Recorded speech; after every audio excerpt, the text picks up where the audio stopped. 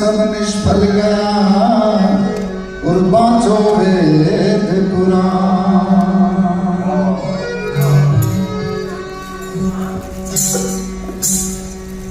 गुरु का मतलब है पहुंचना।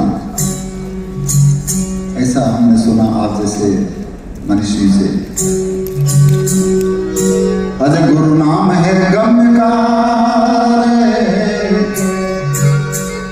गुरु नाम है गम्य का, शिष्य सीख ले सो।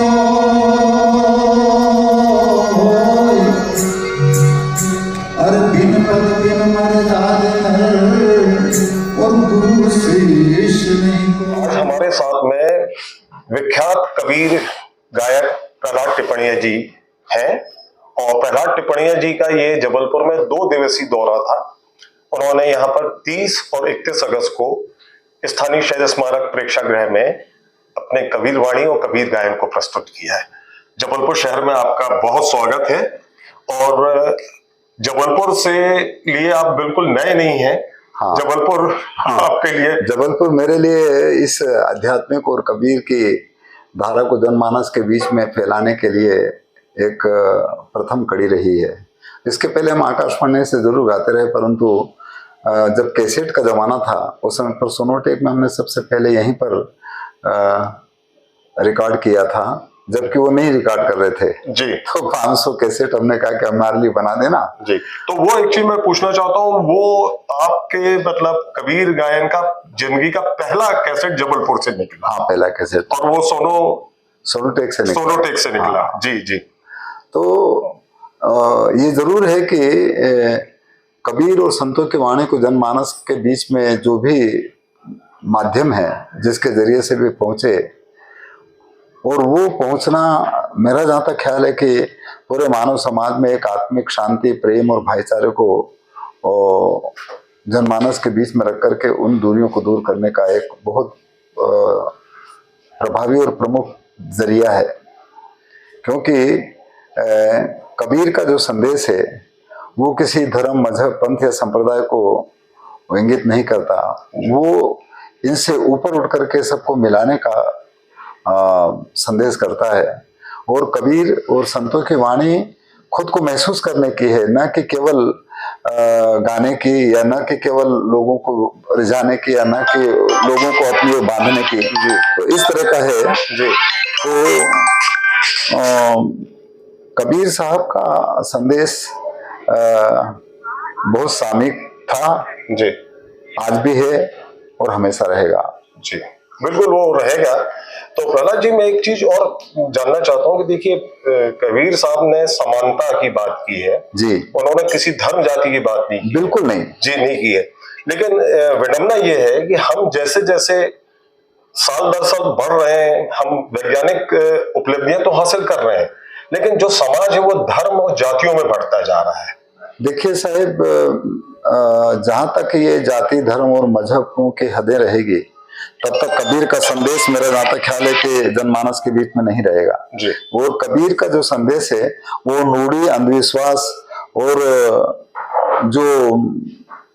जो वैज्ञानिक नहीं है जी, उसकी ओर है। जबकि कबीर का संदेश वैज्ञानिकता को जाहिर करता है, कबीर का संदेश मानवता को जाहिर करता है, कबीर का संदेश प्रैक्टिकल महसूस और एहसास को जाहिर करता है। और मैं ये मानता हूँ कि कबीर के हर पद में एक एहसास है, एक महसूस है जी। और उसके ऊपर यदि किसी तरह की बात भी करते हैं तो मेरा जहां तक ख्याल है कि वो मैं तो ये मानता हूँ कि एक तरह से बकवास है, जब तक हम उसको महसूस न कर लें, जब तक एहसास न कर लें। जी। इसलिए कबीर के हर पदों में, संतों की वाणियों में के हर पदों में एक महसूस करने का संकेत है जी। जिसमें कोई जाति, कोई धर्म, कोई मजहब, कोई पंथ या संप्रदाय या लिंग भेद या इसका कोई दायरा नहीं है उसमें। वो तो मतलब कबीर जितना प्रगतिशील तो मेरे ख्याल से इस दुनिया में कोई संत नहीं हुए जितनी प्रगतिशीलता उनके अंदर में है। बिल्कुल जी। ये आप जैसे सजग प्रेरियों के द्वारा जी। जो जो तरीकों के मार्फत इस जनमानस के बीच में रख रहे हैं, तो वो बहुत साधुवाद के पात्र हैं। जी। चाहे वो गा करके करें, चाहे नाच करके करें, चाहे लिख करके करें, चाहे चित्र बना करके करें, जी। परंतु इन संतों की वाणी को जनमानस के बीच में जाना चाहिए, ताकि मानव समाज में हमारी ना समझी की वजह से यदि किसी तरह की दूरियां बढ़ जाती है, जी। किसी तरह की हदें कायम हो जाती है, जी। तो उन हदों से ऊपर उठ करके हम दोनों तरफ देखने का प्रयास करें। जी। क्योंकि कबीर कहते हैं कि हद में पीव न पाइया और बेहद में भरपूर और हद बेहद की गम लिखने तासो पियो हजूर। इसलिए जब तक इंसान इन हदों से ऊपर ना उठे, तब तक कबीर के मर्म को जानना उतना संभव नहीं होगा। जी। जी। और कबीर को किताबों में पढ़ा जा सकता है, परंतु पढ़ने के साथ यदि उस भेद को हम खुद महसूस न कर लें, तब तक लिखा लिखी की बात ही रहेगी। जी। और इसलिए कबीर कहते हैं ना कि लिखा लिखी की है नहीं और देखा देखी बात, और दूल्हा दुल्हन मिल गए तो फीकी पड़ी बारात। जी। कबीर ने कभी लिखा नहीं है, कबीर ने महसूस किया और जो एहसास किया वो कहा, उन्होंने जो प्रत्यक्ष अनुभव किया वो कहा। इसलिए कबीर की जो साखियां है ना, साखियां वो साक्ष्य थी जी। परंतु धीरे धीरे वो साखी बन गए और आजकल लोग उसको दोहा कहने लग गए, जबकि जी वो साक्ष्य है, वो प्रत्यक्ष है। प्रत्यक्ष है। जी।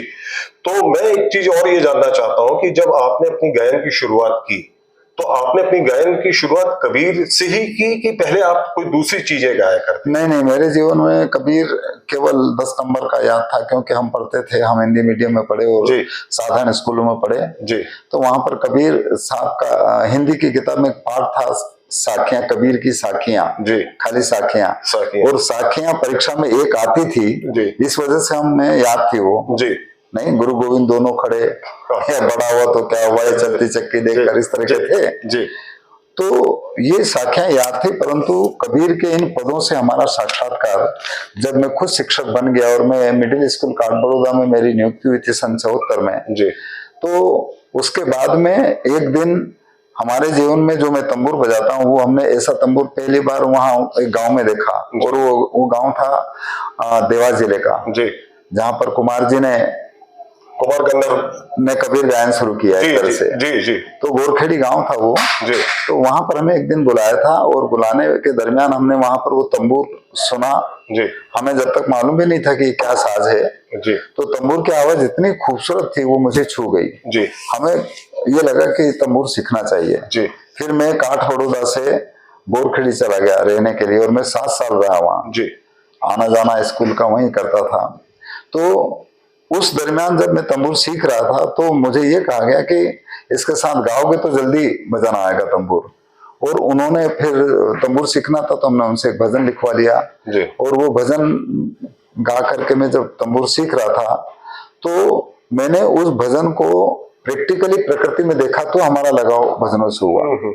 और वो भजन खेती का था। खेती करे तो थाने समझ बताऊं, बलदिया ने दुख मत दीजे, ओछी संगत नाहर भुगतावे, घर ही बैठो रीजे, मन तू ऐसी खेती कीजे। उसका जो अंतरा मैंने प्रत्यक्ष देखा वो ये था कि रूड़ा को फूल थाने लागे सुहावनो, और सिर साठ मत लीजे, और अवसर खेत बीज मत बोझे, घर ही बैठो रीजे, मन तो ऐसी खेती कीजिए। ये पद जब मैं खाली तंबूर सीख रहा था, तो एक दिन जब मैं कहीं बैठा था, तो एक पक्षी आया। जी। और पक्षी आकर के जब उसने उस झाड़ के ऊपर बैठ करके जैसे चोंच मारी कि वो फूल टूट करके नीचे गिर गया। जी। और वो फूल था सेमल का, तो कॉटन सिल्क वाला पौधा। जी। तो तब मुझे लगा कि क्या कबीर ने इसको देख करके कहा होगा, क्योंकि फूल की सुंदरता को देख करके पक्षी आया और उसने चोट मारी, फूल टूट करके नीचे गिर गया, उसके हाथ कुछ नहीं लगा। और बंजर भूमि में यदि कोई भी बीज बोएंगे तो कुछ नहीं होता है। दोनों चीजें यथार्थ थी, और कहीं ना कहीं उसका हमारे जीवन पर भी कहीं होगा। तो तब हमें लगा कि ये जो संतों की वाणी है, जो कबीर के भजन है, वो केवल गाने के नहीं है, वो प्रकृति में भी घटित होते हैं, और उसका असर हर इंसान के अपने जीवन के दर्शन पर भी है। तो कबीर का संदेश जो है, वो मानव जीवन का एक दर्शन है, और जिसमें कोई जाति, कोई धर्म और कोई मजहब और पंथ और संप्रदाय नहीं है। क्योंकि जितने भी दायरे होते हैं, दायरों को या जो हदी को हम बेहदी को हदी के मार्फत कैसे महसूस कर सकते हैं। जी। तो इसीलिए हम हदों से ऊपर उठें। जी। और ये जितने भी चर्चाएं परिचर्चाएं होती है जितना भी, जैसे मैं तो उसको बकवादी कहता हूं, क्योंकि जब तक ये रहेगा तब तक हम बेहदी को नहीं जान पाएंगे। इसलिए एक जगह पर यह भी कहा कि हद में बैठा कथत है और बेहद की गम नहीं, और जब बेहद की गम होगी तब कुछ कथना नहीं। कथना और बकना खत्म हो जाता है जब मिल जाते हैं। मैं आज आपसे मिल गया, मुझे आपके नाम की जरूरत नहीं है, और मेरा जो यात्रा है वो वहां आकर के खत्म हो गई। तो इस वजह से नाम की जरूरत जब तक होती है जब तक हम मिले नहीं। नाम मिलावे रूप को जो दिन खुशी हो। तो इस वजह से कबीर साहब का संदेश है पूरे दुनिया के लिए है, पूरे मानव मात्र के लिए है, यहाँ तक कि वो जीव मात्र की बात करूंगा मैं तो। कबीर ने केवल मानव की ही बात नहीं करी, उन्होंने जीव की बात करी। वो कहते हैं एक जगह पर कि झाड़ बिंद और जीव चराचर में फूल रहा मेरा साईं, और जहां देखूं वो रीता नहीं, सब घट रहा समाई, मेरी आंखों में लालन छाई। आजकल तो आंखों के अंदर जो लाली छाई है लोगों के, वो पता नहीं किन किन कारणों से है, पीने के, खाने के, अनेक प्रकार के अहम के, अनेक प्रकार के मान मर्यादाओं के, इनके भी लाली है। और उस लाली और उस ईगो की वजह से वो उस लाल को नहीं जान पाता है। तो इसलिए पहले वो साईं, वो सदगुरु, वो राम, वो ईश्वर, वो अल्लाह जो सबके आह में बसा है, वो राम जो सबके अंदर रमण करता है, उस राम के बारे में कबीर साहब ने जितनी गहराई के साथ में बात किया है, उतना मैं जहां तक सोचता हूँ कि किसी ने नहीं की। जबकि बहुत सारे लोग कहते हैं कि उन्होंने राम की अवहेलना करी या वो राम को नहीं मानते, ऐसे लोग भी कहे गए हैं, जबकि वो ये समझते नहीं है कि कबीर ने जिस जज्बात के साथ में, जिस प्रत्यक्षानुभूति के साथ में राम की बात करी, वो शायद दूसरे जान ही नहीं जान पाए। दूसरा ये था कि एक कबीर गायन की जो परंपरा है ये भारत में बहुत बड़ी है, और पिछले 40 वर्षों से, मतलब 1974 से आपने शुरुआत की है। अगर तो मैं ये जानना चाहता हूँ कि आप जब विदेशों में भी गए, आपने वहां कार्यक्रम की प्रस्तुति की, तो वहां भी लोगों ने कबीर को जब सुना, कबीर को जाना, जैसे हम अभी बात कर रहे थे, लिंडा हैसन की बात कर रहे थे, और मुझे लगता है कि जितना लिंडा हैसन का कबीर के बारे में शोध है उतना मुझे नहीं लगता कि किसी और व्यक्ति का विश्व में है। और लोग भी काम कर रहे हैं। तो ये मैं जानना चाह रहा था कि जो कबीर गायन की परंपरा है ये सिर्फ मालवा में है कि पूरे देश में? अब ये मेरा जहाँ तक ख्याल है साहब जी, हमारे मालवा क्षेत्र में तो कबीर को बहुत गाते हैं और संतों की वाणी गाते हैं, परंतु कबीर को पूरे देश में गाते हैं। और डॉक्टर लिंडा हेस की वजह से ही हम अमेरिका में 2003 में पहली बार गए। वो स्टैनफोर्ड की प्रोफेसर रही हैं और वो काफी अनुभवी है और उनका पूरा अमेरिका में काफी ज्यादा सम्मान है। और उन्होंने कबीर के ऊपर जब काम करने के लिए जब वो यहाँ आई थी 2000 में, तो उन्होंने कुमार गंधर्व जी के कैसेट सुने थे और उसके आधार पर वो कहते थे कि मालवा में कबीर जो कुमार जी ने गाया था, तो मैं उसके ऊपर काम करना चाहता हूँ। तो मैं अशोक वाजपेयी जी जो हैं, उनको बहुत साधुवाद ज्ञापित करूँ। उनकी चर्चा लिंडा से दिल्ली में होती है, तो वो कहते हैं कि भाई तुम ऐसा करो, प्रहलाद से मिलो। तो अब कौन प्रहलाद, क्या प्रहलाद? तो वो भोपाल आती हैं और डॉक्टर कपिल तिवारी से मिलकर के वसंत निर्गुण जी के साथ वो हमारे लुनियाखेड़ी आ गई और वो 3-4 घंटे रुकी और कुछ रिकॉर्ड करके वापस चली गई। और फिर 2001 में वो आती है, तो 1 साल भर तक वो भारत में रही, हमारे पास रही। और उन्होंने कबीर और मालवा के अंदर जो किस तरह का comparison between Kabir and Malvi folk song, इसके ऊपर उन्होंने काम किया। क्योंकि कुमार गंधर्व ने जो कबीर गाया वो मालवा में आकर के ही गाया, देवास में रह करने के बाद में उन्होंने कबीर गाया। तो इसके आधार पर उन्होंने जगह जगहों पर जाकर के वो काम किया और उसके बाद में वापस स्टैनफोर्ड में उन्होंने उनका काम जब सबमिट किया, तो फिर यूनिवर्सिटी के द्वारा कहा गया कि उनको यहाँ आना चाहिए। फिर उन्होंने हमको बुलाया और फिर वहाँ अमेरिका गए 2003 में 2.5 महीने तक रहे और हमने उस समय पर 20 यूनिवर्सिटी में कार्यक्रम किया। वो कुल 35 कार्यक्रम हुए। तो मैं जहां तक सोचता हूँ कि डॉक्टर लिंडा जी जो है अभी वो भारत में अभी उनका एक सेशन चल रहा है, तो इस वजह से वहां पर है। तो कबीर को जब हमने वहां 2003 में गाया, तो ये था उस समय पर कि हमने अमेरिका के 200 साल के इतिहास में ऐसा कभी नहीं सुना जी। और वो कहते थे कि ये क्या गा रहे हैं हमको समझ में नहीं आया, पर हमें अंतर से कुछ हुआ, अनुभूति हो रही। हाँ, ये उनकी चोट थी जी। और जब हम अभी इस साल पर भी गए थे तो इतनी बड़ी संख्या में लोग शामिल हुए उस कार्यक्रमों में, जहाँ पर हार्वर्ड में वो हाथ छोटा पड़ गया, स्टैनफोर्ड में हाथ छोटा पड़ गया, तो इतने लोगों की है ना, इसका मतलब ये है कि कबीर के प्रति जो अनुराग है, जो लगाव है, वो पूरा सर्वव्यापी है, खाली वो मतलब ये नहीं कि किसी एक क्षेत्र या देश तक है। और यहाँ तक कि वहाँ के लोगों ने हमें ये कहा कि आप यहीं रहिए और हम आपको यहाँ रहने के लिए और पूरी संस्थान बनाने के लिए देते हैं जमीन और आप पूरी दुनिया में इस चीज को फैलाओ। तो कबीर की चाहत पूरे देश ही नहीं पूरे दुनिया में है और कबीर के प्रति लोगों का जो रुझान है वो गहरा है, क्योंकि कबीर एक ऐसा है जो इंसान को इंसानियत की ओर इंगित करता है, इंसान को मानव की ओर प्रेरित करता है बनने को। मैं बस आपका कार्यक्रम शुरू होने में 15-20 मिनट बचे हैं, एक प्रश्न है, हो सकता है आप उसका जवाब देना चाहें या ना देना चाहें।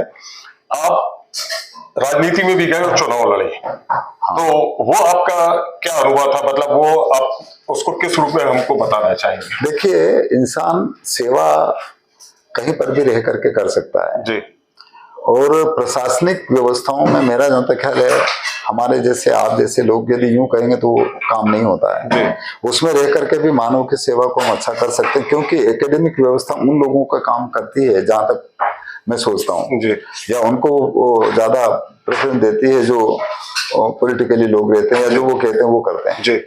तो उसमें रह करके भी किया जा सकता है, और मेरा उधर उतना कोई रुझान नहीं था, परंतु फिर भी वो गए तो हमने उसका भी खट्टा मीठा अनुभव देख लिया। अधिकतर वहां पर लोग जो सेवा के दृष्टिकोण से जाते हैं, उस सेवा को कितने हद तक वो मानव के बीच में करते हैं ये तो आप जानते हैं जी। इसलिए हमारा ये था कि उसमें रह करके भी हम और अच्छी तरीके से कर पाएंगे जी। परंतु जो सदगुरु को मंजूर था वो हुआ और वो अच्छा रहा कि हम शायद उस दलदल से बच गए।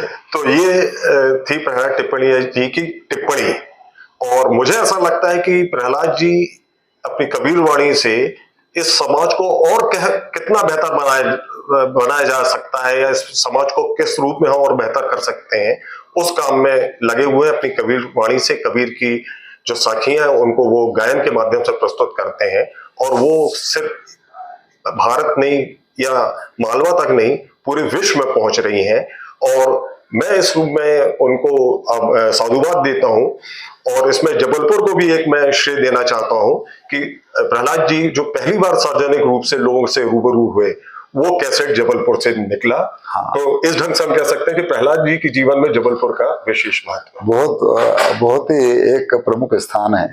और हमारा सबसे पहला जो कार्यक्रम भी हुआ था दुर्गावती हाल में आदिवासी लोक कला परिषद के मार्फत जी, एक बड़ा कार्यक्रम हम यहाँ आए जब कपिल तिवारी जी जी, तो मैं कपिल तिवारी जी को बहुत आदर्श मानता हूँ और वाकई वो बहुत गुणी है और बहुत अनुभवी है, और उन्हीं के मार्फत हम पहली बार आए और उन्होंने हमारे जीवन में बहुत एक तरह का संरक्षण और उनकी सेंध और उनके इशारों को हमारे जीवन में मार्गदर्शन दिया उन्होंने जी। तो मैं जबलपुर सफरनामा से प्रहलाद टिप्पणी जी जो बातचीत की, संक्षिप्त बातचीत हुई है, उसके लिए मैं उनको साधुवाद देता हूं और आशा करता हूं कि द्वारा प्रस्तुत कबीर वाणी पूरी दुनिया में पहुंचेंगी। आपकी आत्मीयता और आपकी सहजता और आपके कबीर के प्रति जो अनुराग है, इसके लिए आपका बहुत बहुत साधुवाद। और हम चाहते हैं कि आप खुद भी कबीर ही एक तरह से है कि अपने मार्फत इन चीजों को यदि पूरे जनमानस के बीच में फैलाते हैं, तो ये इसके लिए आपका बहुत बहुत धन्यवाद।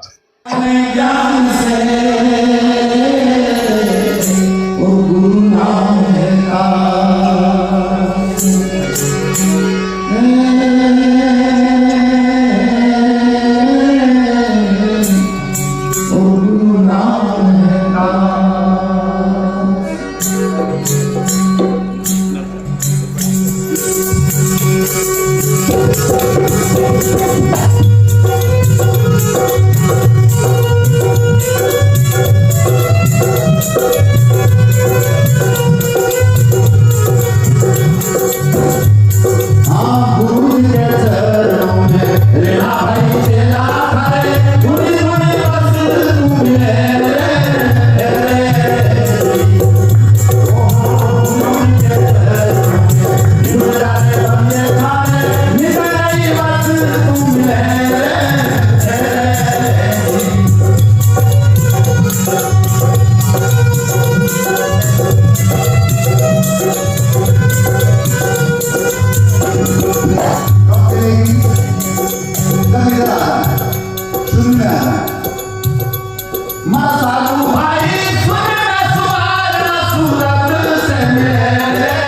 सब नाम सब एक है जी।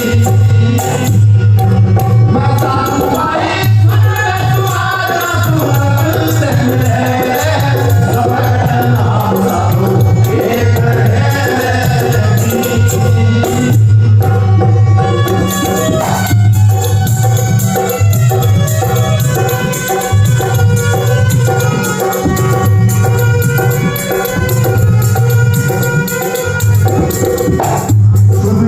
अनंत को कैसे सुना जा सकता है और क्यों? गई रंगकार वाली नाभि से उठता गई रंग बचने गई रंगकार वाली नाभि से उठता गई रंग बचने।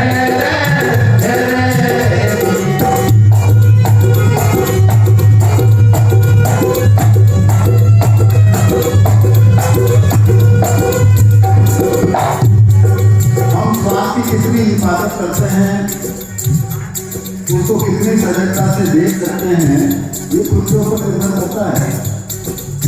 क्योंकि उसको कैसे खर्च करना है सब अपना सबको पता है। इसीलिए कहा है आना भी बंद हो